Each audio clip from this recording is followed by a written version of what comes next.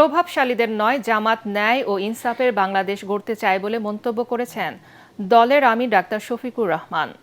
সিলেট, মৌলভীবাজার ও হবিগঞ্জে ১১ দলীয় জোটের নির্বাচনী জনসভায় অংশ নিয়ে জামাতের আমির বলেন, আগামীর বাংলাদেশ হবে নির্যাতন, চাঁদাবাজি ও মিথ্যা মামলা মুক্ত।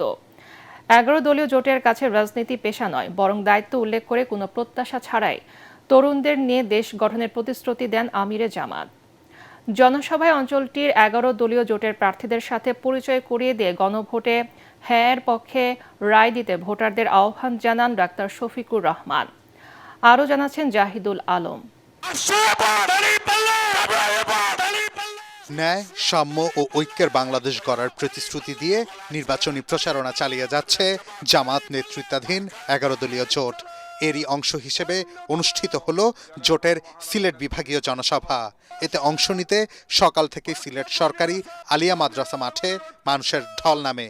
বক্তব্যে জামাত আমির ডাক্তার শফিকুর রহমান বলেন, দুর্নীতির কারণে এতদিন দেশের মানুষের ভাগ্য বদলায়নি, এর পরিবর্তন চায় তার জোট। প্রবাসীদের অবস্থার পরিবর্তন এবং সিলেটে আরও বেশি আন্তর্জাতিক রুটের সরাসরি ফ্লাইট চালুরও ঘোষণা দেন জামাত আমির। মহান আল্লাহর উপর ভরসা করে দুর্নীতির রুট যখন বন্ধ হবে, চাঁদাবাজি যখন বন্ধ হবে, তখন সকল উন্নয়ন হবে ইনশাআল্লাহ। 5 বছরে এই দেশের চেহারা ইনশাআল্লাহ পাল্টে যাবে। নতুন যে বাংলাদেশের স্বপ্ন আমাদের যুব সমাজ, আমাদের মা বোনেরা দেখেন, সেই বাংলাদেশ সেদিন হাতে ধরা দিবে ইনশাআল্লাহ। এর আগে মৌলভীবাজারে শফিকুর রহমান বলেন, যেখানে মিথ্যা মামলা দিয়ে নিরীহ মানুষদের হয়রানি করা হয়, সে বাংলাদেশ সবার বাংলাদেশ নয়। ১১ দলের জোট এ ধারা পাল্টে দিতে চায়। ডাক্তার শফিক বলেন, এই অঞ্চলের চা থেকে শুরু করে কৃষিকে আধুনিক করে গড়ে তোলা হবে।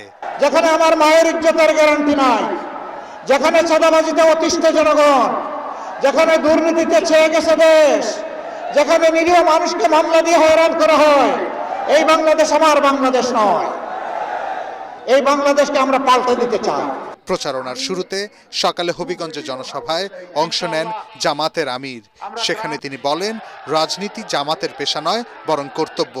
জানান, প্রভাবশালীদের বাংলাদেশ নয়, বরং ন্যায় ও ইনসাফের বাংলাদেশ গড়াই তাদের লক্ষ্য। আমরা আপনাদের আমানতের পাহারাদার হব, চৌকিদার হব, সম্পদ, ইজ্জত, জীবনের পাহারাদার হব। এ দেশের মালিক হব না, ইনশাআল্লাহ আমরা সেবক হব। আপনারা যদি এই আমানত আমাদেরকে দিয়ে, উপহার দিয়ে সাহায্য করেন, আমরা ইনশাআল্লাহ আপনাদের আস্থার প্রতিদান দেওয়ার জন্য আমরা অঙ্গীকারবদ্ধ। জনসভাগুলোয় জোট প্রার্থীদের পরিচয় করিয়ে দিয়ে গণভোটে হ্যাঁর পক্ষে রায় দিতে ভোটারদের আহ্বান জানান আমিরে জামাত। আইন সকলের জন্য সমান হবে। জাহিদুল আলম, এটিএন বাংলা। বিনিময়ে বিক্রি হবে না ইনশাআল্লাহ।